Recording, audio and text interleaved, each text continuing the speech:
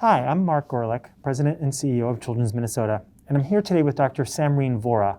Dr. Vora is the medical director of our simulation program here at Children's Minnesota, and she's here to talk with us a little bit about the program. Thanks for being here today. No, thank you for having me. I know that over the last number of years, simulations become a more important part of training and education in healthcare, especially around issues regarding patient safety. So maybe you can just start by describing a little bit about the simulation program that we have. Yeah, so it's definitely our bread and butter is training and education, but over the last couple of years, we've really moved into a lot of that patient safety work. Systems integration is what we call it. Here at Children's, we have a couple of simulation spaces actually. So we have a place on site in our Minneapolis hospital. It's a beautiful simulation suite, that is what we call it, and that opened up in August of 2016. It's basically a critical care room that allows us to have all kinds of healthcare professionals come through and do training in an environment that's very realistic to their real environment. The other two spaces that we have are one in St. Paul that actually just opened recently. It's on one of our old units, and again, similar, it's on site, so we can have our healthcare professionals come at all hours of the day and practice different skills in the lab. And then our last site is actually just started this summer. We moved from our off-site space to our business campus. So we have this beautiful 3-room lab, again, simulating a real clinical space, allowing for our healthcare professionals to come through and train in a lot of skills. But the big part connected to patient safety is when we actually go and do simulations in our clinical environments. And so we'll go into our units and simulate different processes and see if there's any gaps, latent threats, and then address those before they become issues and impact patient care.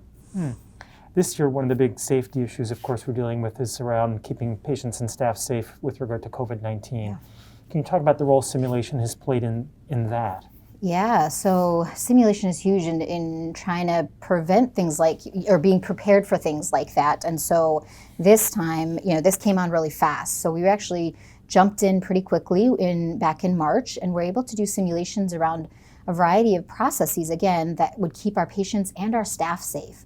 So things like in the PICU, in the pediatric ICU, we were able to do simulations of if they had a COVID positive patient come in, how would they protect everyone? And so they had to figure out like little things, like how do they communicate from inside and outside the room if the door is now closed? So we tried out different things like headsets or baby monitors, things like that. So it really gave us a chance in quick succession to do multiple simulations to really help us get prepared pretty quickly for addressing that kind of a pandemic issue within a hospital. So that's one example. Yeah. And we've done others throughout the hospital to help our staff stay safe, to help our patients stay safe in this very difficult time. I've been able to go through simulations in my career, but I think most people might not have a great mental picture of what this is like. Can you walk us through, when you do a simulation, what's the setup like? How does it all work? Yeah, that's a great question. I think a lot of people have a variety of ideas of what simulation means. Sims started from aviation. So if you think about an airplane, as you're getting pilots ready, right, you sit them in what looks exactly like a real plane and have them land a plane and then throw different scenarios at them of, oh, what if this happened? How would you react? And have them do it. So it's similar in the healthcare world. So we'll set up a sim. It depends on what our objectives are, but we'll have a mannequin that breathes, that sweats, that turns blue, kind of does all the things that a patient would do. And potentially an actor as well at the bedside if it's a parent. So they can kind of really heighten that emotion, make it feel very realistic, and then have them walk through different scenarios, right? High-risk scenarios that they then get to practice over and over so that when it really happens, they're ready to go. They don't have that cognitive load and they get things done. Again, helping with patient safety, helping our staff feel more comfortable. It kind of is beneficial all around. I know that you talked about using simulation as a way to help prepare people, and I know another thing that we sometimes use it for is when we have a new process that we're going to try or something new, trying it out first in a simulation environment. What are some of the benefits of doing that? Yeah, so that's kind of like systems integration in that, sometimes it's a process. So if we're going to come out with a protocol of addressing something on paper, something could look great.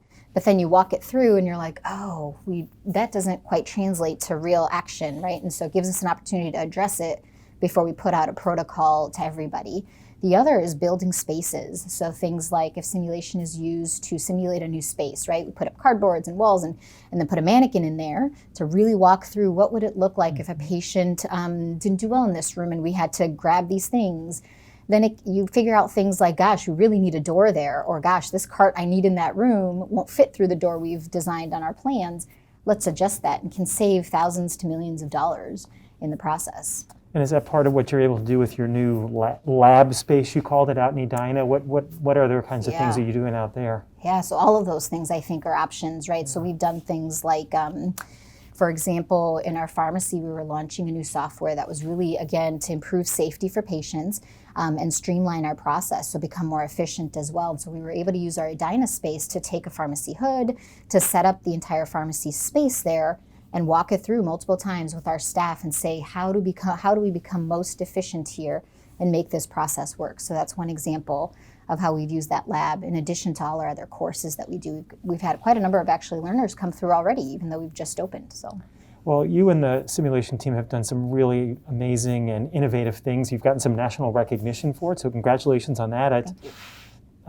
Thank you for helping us understand how simulation is a really important part of our ability to provide the best and safest care for patients and families, and thank you for what you're doing. No, thank you for having us here and letting us do what we do.